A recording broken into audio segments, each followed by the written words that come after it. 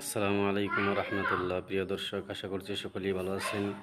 আপনাদের সম্মুখে প্রশ্নোত্তর পর্ব নিয়ে উপস্থিত হয়েছি। প্রশ্ন হচ্ছে, কাবা শরীফ ছবিযুক্ত বা মদিনা শরীফ ছবিযুক্ত জায়নামাজের উপর নামাজ পড়া জায়েজ আছে কি?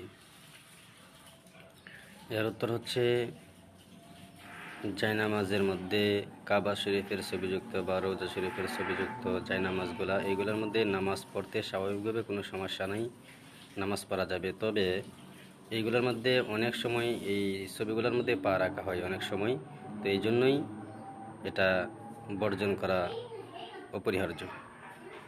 এই জন্য এই ছবিযুক্ত জায়নামাজগুলির উপর পা রাখা এটা গুনাহের কারণ হয়ে দাঁড়ায়, এটা অসম্মানী করা হয়। এই জন্যই এই জায়নামাজগুলো পরিহার করা উচিত। সূরা হজ আয়াত নম্বর 30।